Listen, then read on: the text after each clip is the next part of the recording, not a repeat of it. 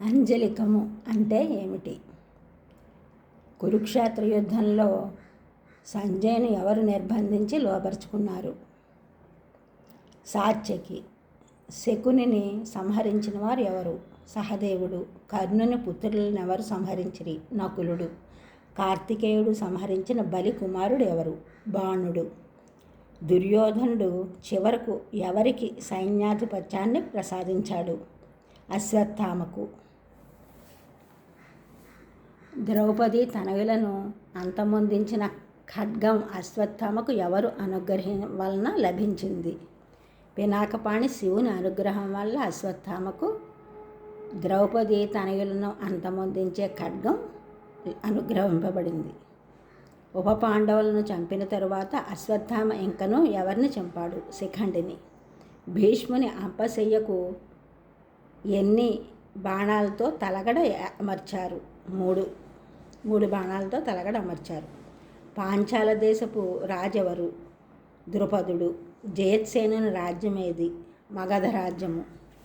చిత్రాంగదునిగా పేరు మార్చుకుని కుబేరుని గంధర్వమిత్రుడెవరు? అంగారపర్ణుడు.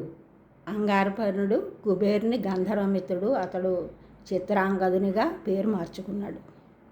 మగధరాజు దండధారుని శీర్ష నేలపై ఎవరు కూల్చారు? అర్జునుడు.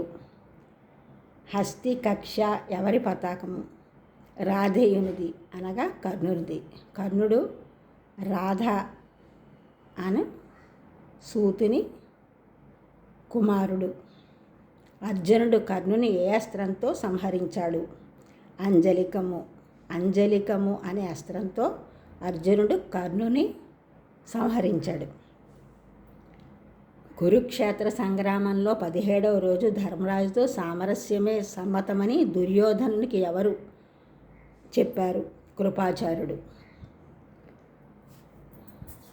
కర్ణునకు బ్రహ్మాస్త్రము, సర్పాస్త్రము వంటి భీకర అస్త్రాలను అనుగ్రహించిన వారు ఎవరు? భార్గవరాముడు అనగా పరశురాముడు. కర్ణుడు కౌరవ సేనాధిపతిగా యుద్ధానికి పన్నిన వ్యూహం పేరేమిటి? మకర వ్యూహము.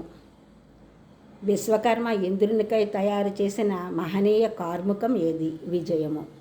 ఈ ఛానల్ చూసిన వారందరూ కూడా సబ్స్క్రైబ్ చేయండి, షేర్ చేయండి, లైక్ చేయండి, కామెంట్ చేయండి. సబ్స్క్రైబ్ చేసిన వారందరికీ కూడా కృతజ్ఞతలు. షేర్ చేసిన వారు, లైక్ చేసిన వారు, కామెంట్ చేసిన వారందరికీ కూడా ధన్యవాదములు.